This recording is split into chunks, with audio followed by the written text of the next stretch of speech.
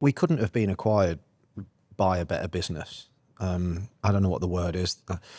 I very nearly said ironically enough, but when we did this and we first got our exposure to the private equity and things like that, I don't think I was alone in thinking this might not be the most fun journey, reporting back at a level of finance that none of us were used to.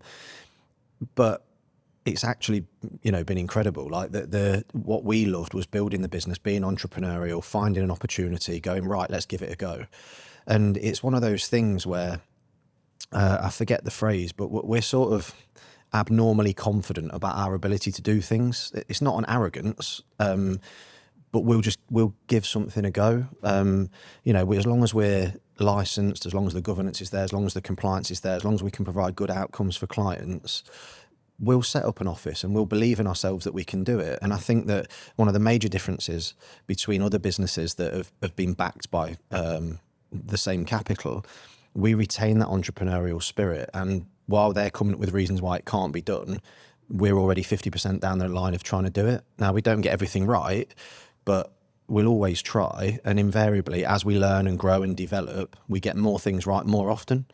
So on that basis, I think that's really the reason that for the last 12 months, we've really gone from strength to strength.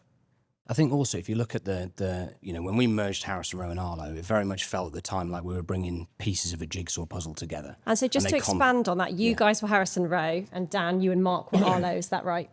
And which side was Asad on? So Asad and Daniel Waterman, Tyler and I were Harris & Rowe. Gotcha. And then Dan and Mark were Arlo. Mm-hmm.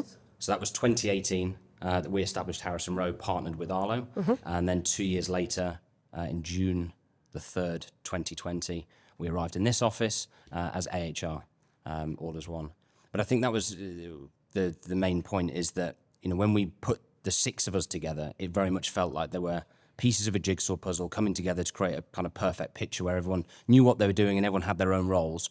But one of the things that challenged us over the 4 years, and going back to probably the original question about why Titan, is we never took a dividend out of the business. As Harris & Rowe, as Arlo, as AHR, it was all reinvested back in. And I think we were talking about this earlier, is what Sam asked us, I think yesterday, is what are the challenges, where were the difficulties over the last 4 years? And I think they came from, most of the, I wouldn't say arguments, but the debates or the challenging conversations that everyone has at board level came from which initiative are we actually going to go after, which one are we not going to go after, because they're not high margin businesses. We don't have free running capital that we can throw at every opportunity available and see which one works.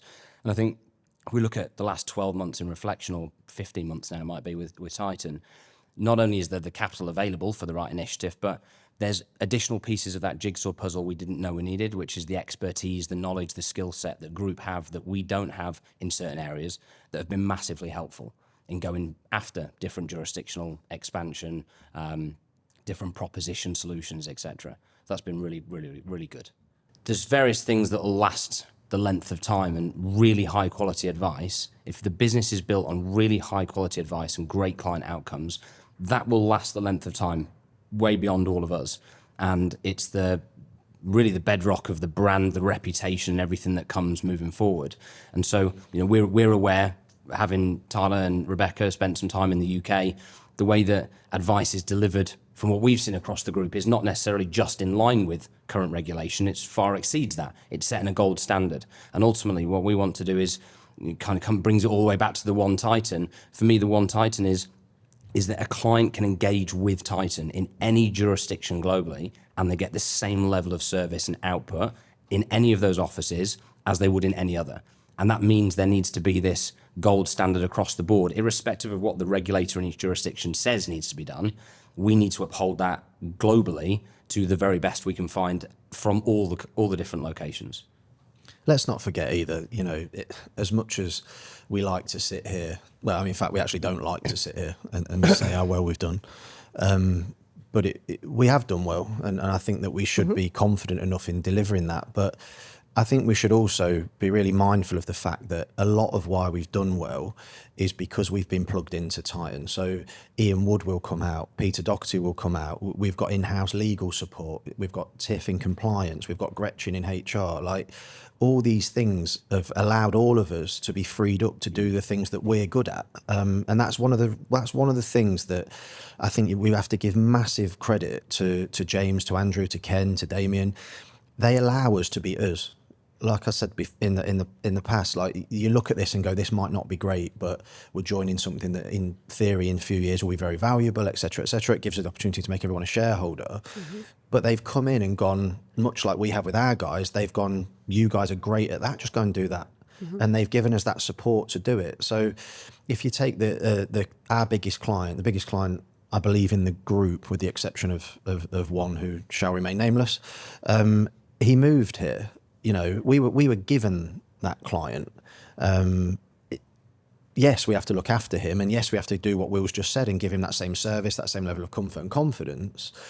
But would we have got that client outside of being part of Titan? Maybe not. Would we be winning clients now? Because our average client has risen dramatically in the last 24 months, but in the last 12 months. It's really been noticeable. And I think we have to be realistic and say that a lot of that must be because we are now part of this larger group, this one Titan, excuse me. And, you know, we have done a good job, but we're also supported by a phenomenal team in the rest of the group.